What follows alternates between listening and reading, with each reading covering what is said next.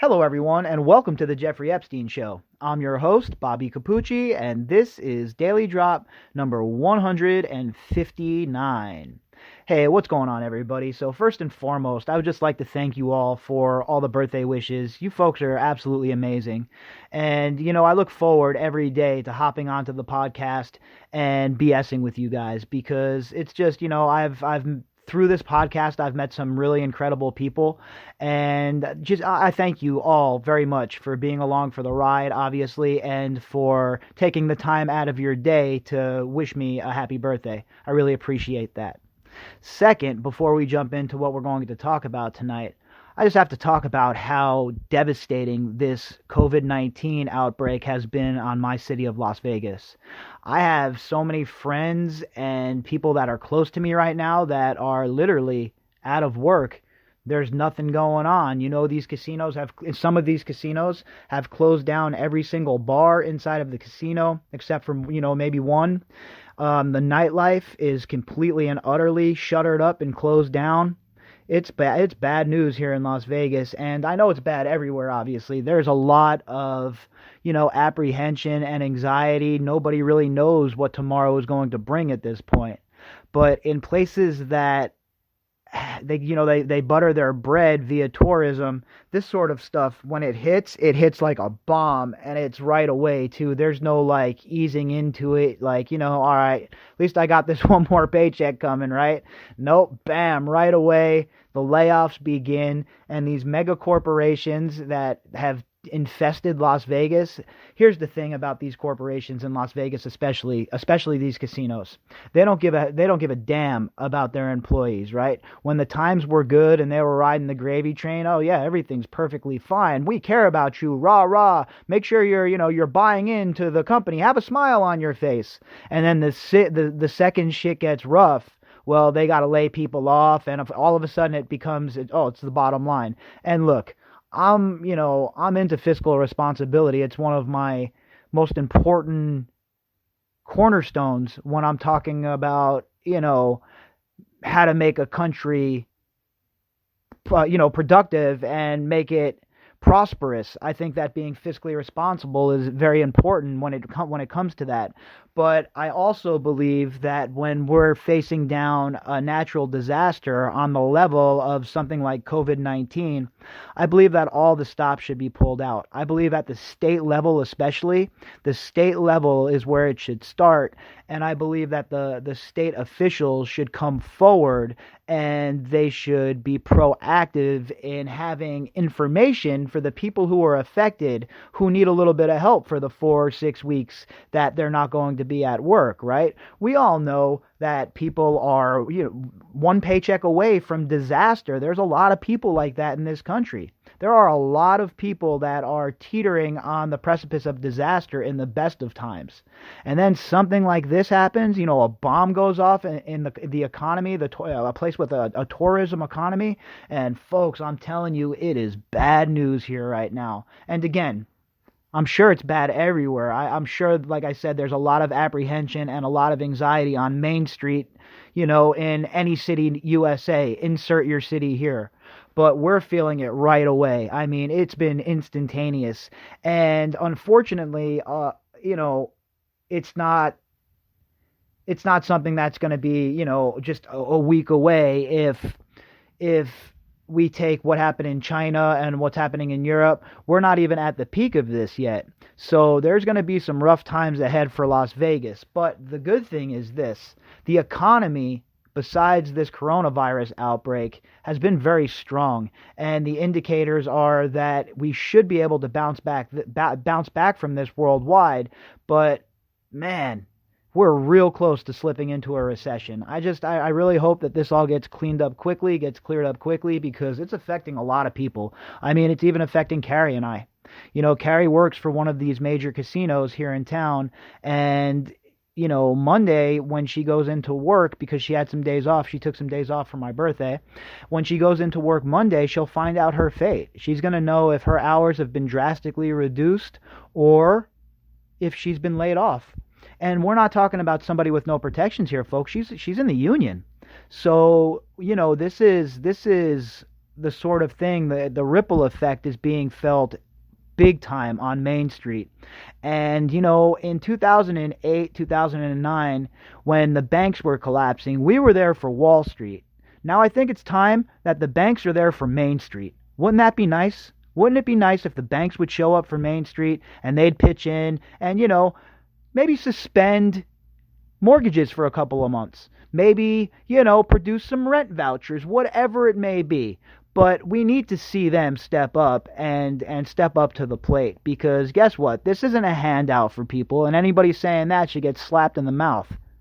These are real people that are scared, man. It's bad enough that they're worried about the coronavirus. Now you throw on top of that economic uncertainty, and it's a recipe for disaster. You want to keep people home? Well, you're going to have to help. You're going to have to help them out. You're going to have to make sure that there's a moratorium on their bills, that they're going to get a rent voucher, whatever it may be. And I don't even want to hear about, but the debt. It's at $21 trillion at this point, folks. Does it really matter? Tacking on a few more bucks in the middle of a natural disaster? I mean, come on, let's be real about that. So, anyway, I don't want to, go on too long, and I'm not going to do a whole, waste the whole show talking about this, but I know it's rough out there for a lot of people, and I just hope that everybody is, trying to take a deep breath and, look at the big picture. And all I can say is I'm trying to be hopeful throughout this whole entire thing. I'm staying positive.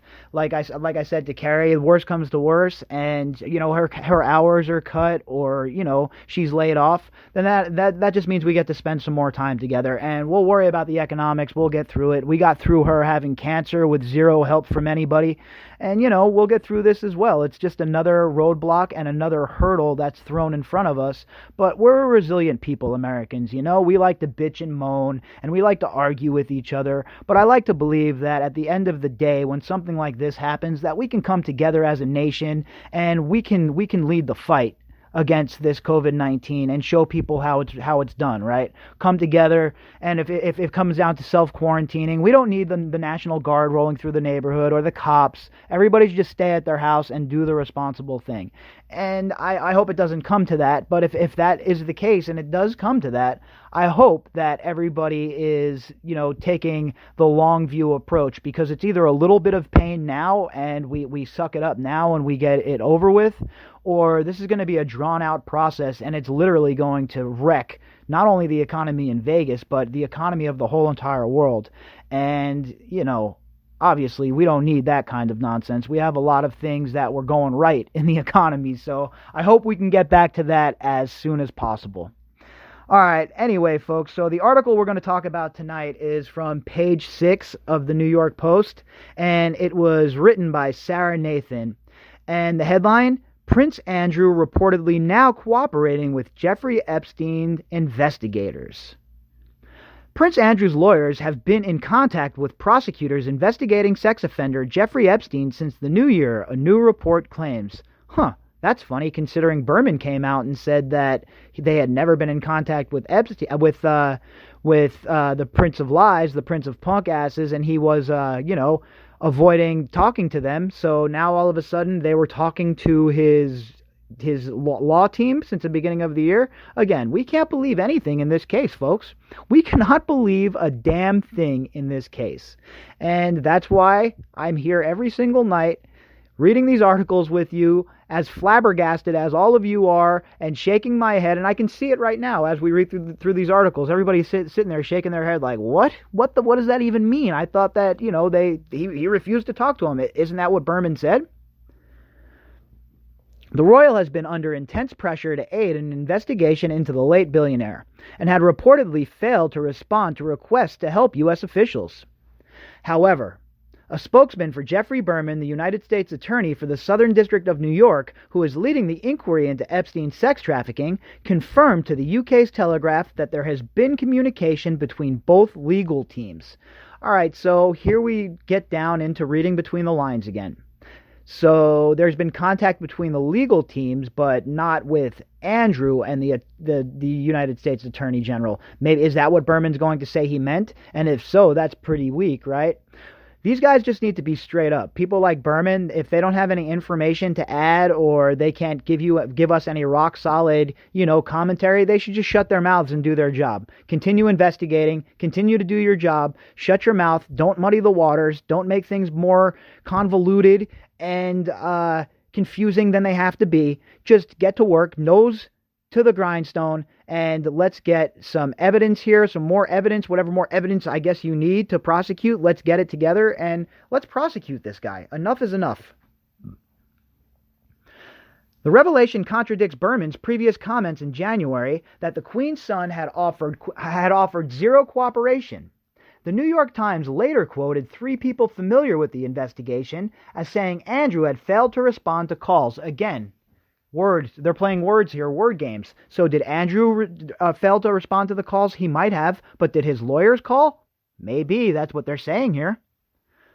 Berman's spokesperson told the Telegraph there have been communications through his attorneys, but we have been informed that he is not willing to submit to an interview. Sources close to Andrew had described him as angry and bewildered by the suggestion that he had refused to cooperate. Okay, so which is it here? Was he angry and bewildered because he hadn't been asked, or was he asked? Now we have Berman saying that they had contacted him and Andrew had closed the door on cooperating. Now, what I'm led to believe after reading this and after obviously reading that and putting it all together is that Andrew was asked to cooperate perhaps on his, come in on his own, and he declined, and then Berman, to try and shame him, went public with that information. That's what I'm getting from this, all right, folks? That's the way it looks like to me when you start reading between the lines. Last week, Berman, whose reappointment may hinge on the outcome of November's presidential election, yet again claimed that Andrew had completely shut the door on the investigation. And that's definitely true. If Trump wins the election, I can't see Berman sticking around for too much longer. I'm, that's how it usually works. These presidents, they get another term or they come in for their first term and they go through and they fire a lot of people and put their own people in place. And that's, pretty common in the United States when we have a new president, no matter what the party is or who that president might be. That's usually what they do. They bring in people that, their own people that they feel like they can rely on.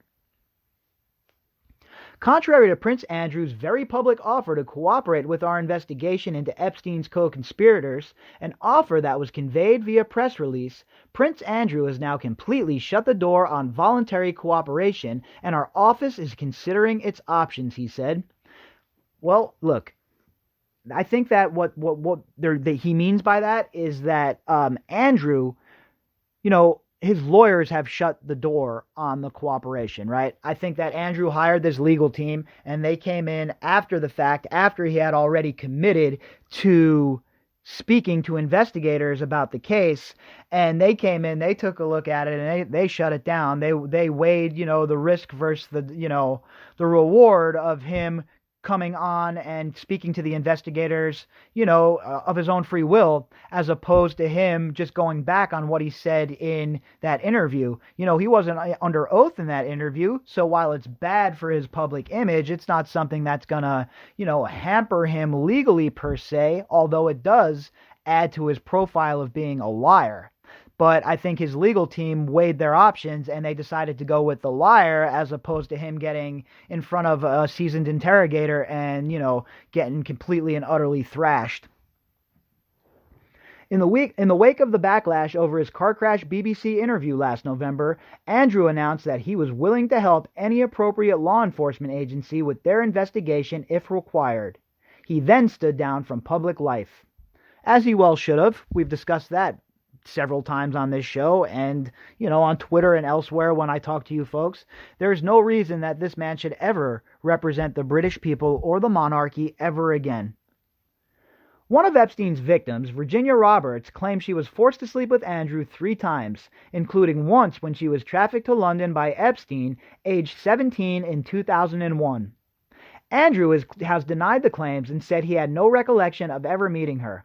even though we know that's BS, even though we have witnesses who have come forward that put them together, even though we have the picture evidence, even though we have, et cetera, insert evidence here at this point, he still denies that he's ever met her. I mean, it's such a joke. It's such an absolute joke that this man truly believes that anyone is going to sit around and be like, you know what? He said he never met her. I don't care about the evidence, right? Who cares about the evidence? He obviously never met her because Prince Andrew said so, and he's an honorable guy. Just ask him.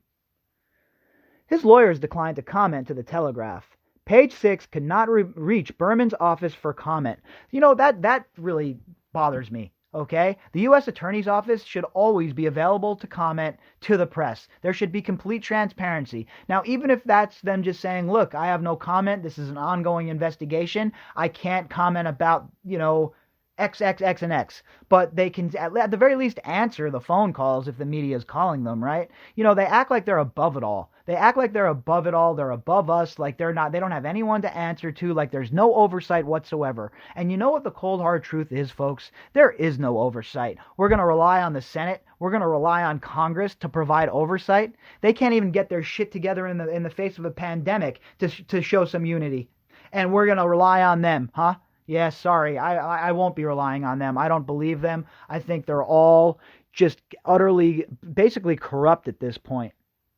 It's a joke. It's an absolute joke to see what the institutions, the once storied institutions of the United States and our allies, not just the United States, folks. Remember, I'm talking about England, basically the Five Eyes, or the Western world as a whole.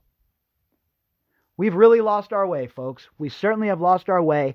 And the fact that we continue to let these elites take advantage of us and abuse children and women and steal from us and steal from future generations and have $21 trillion just magically disappear from the Pentagon budget. And it's no big deal. We just turn the other cheek. Well, you know what? Enough is enough turning the other cheek. Somebody has to be held accountable for all of this stuff, and this is a good place to start. What better place to start than right here and right now with these survivors and the justice that they deserve?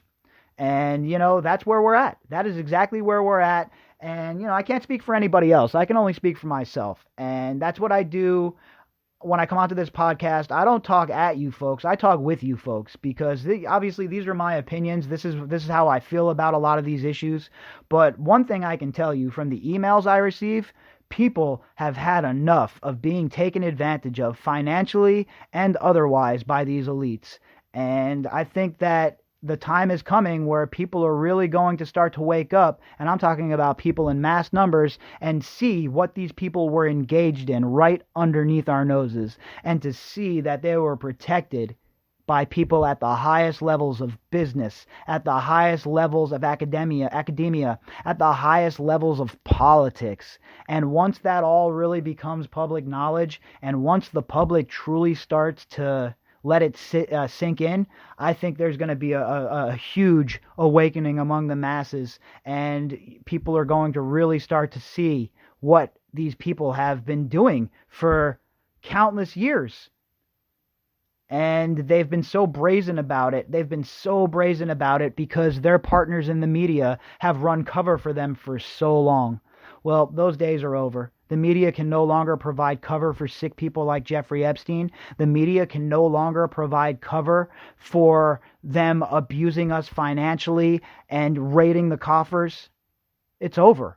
It is over because now we can connect directly. I can speak with you, you can speak with me, we can hop on our phone or our computer and we can speak to people in other countries, and we don't need the media anymore. So once we don't need the media anymore, and once the rest of the public who hasn't really figured out about alternative media yet or alternative content yet, once they all start waking up, I truly believe the legacy media is going to be a thing of the past. We already see it with these publications like the New York Times and the Washington Post, etc., etc., etc. And we're going to see it with these TV stations one day too. I'm convinced of that. I am convinced of that. All right, everybody. So I will be back tomorrow, And we'll have our Sarah Kellen Vickers episode some point tomorrow. I don't know exactly what time. Like I said, I have a lot going on right now. But I'll be back with the morning update for sure. And the Sarah Kellen Vickers episode. That might be the around, I don't know, sometime in the evening, maybe late afternoon. It'll be sometime tomorrow for sure.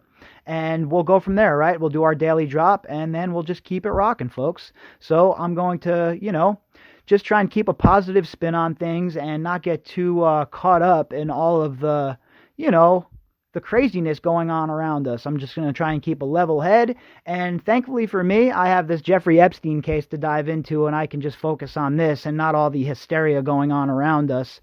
And, the political barking at one another in the comment sections of social media posts is just enough to make me want to hop off of the tallest building in the world, because it's disgusting to see, to be honest with you.